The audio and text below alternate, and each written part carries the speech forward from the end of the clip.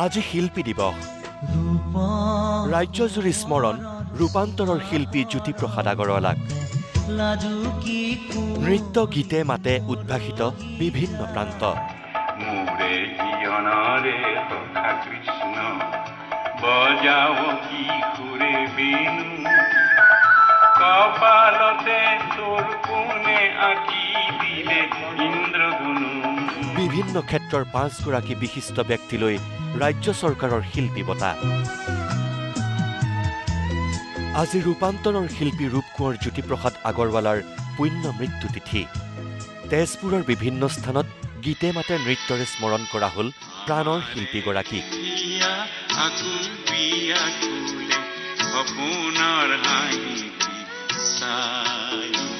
প্ৰথমেই আহিছো ৰূপকোঁৱৰৰ পৈতৃক গৃহ পকী বৰ্তমানৰ জ্যোতি ভাৰতীলৈ পকীৰ চোতালত শ্ৰদ্ধাঞ্জলি অনুষ্ঠানৰ মুকলি কৰিলে তেজপুৰৰ বিধায়ক পৃথ্বীৰাজ ৰাভাই গীতে মাতে জীপাল হৈ পৰিল পকী একেদৰে সৃজনী সংগীত মহাবিদ্যালয়ৰ শিক্ষাৰ্থীসকলেও নৃত্যৰে শ্ৰদ্ধা যাচিলে শিল্পীগৰাকীক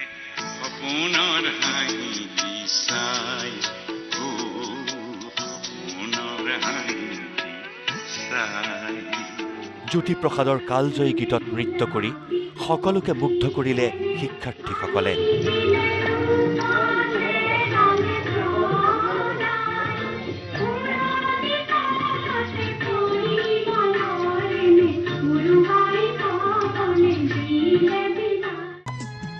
গোলাঘাটত অসম চৰকাৰৰ সাংস্কৃতিক পৰিক্ৰমা বিভাগৰ উদ্যোগত আৰু গোলাঘাট জিলা প্ৰশাসনৰ সহযোগত কেন্দ্ৰীয়ভাৱে উদযাপন শিল্পী দিৱসৰ যোৰহাট সত্ৰীয়া সংগীত মহাবিদ্যালয়ৰ ছাত্ৰ ছাত্ৰীৰ সমবেত সংগীতেৰে আৰম্ভ হ'ল অনুষ্ঠানৰ কাৰ্যসূচী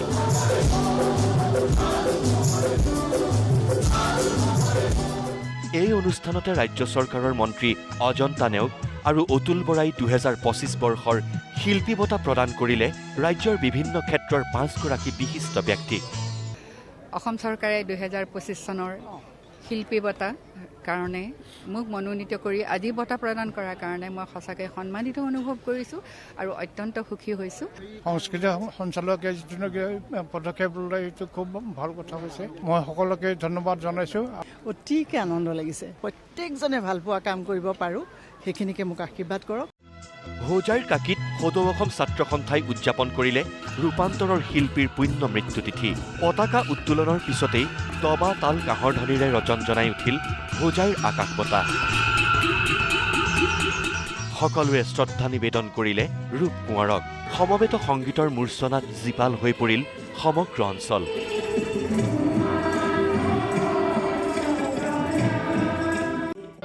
এইদৰেই আজি মৃত্যু তিথিত গীত মাত নৃত্যৰে ৰাজ্যবাসীয়ে স্মৰণ কৰিলে ৰূপকোঁৱৰ জ্যোতিপ্ৰসাদ আগৰৱালাক ব্যুৰ' ৰিপৰ্ট নিউজ লাইভ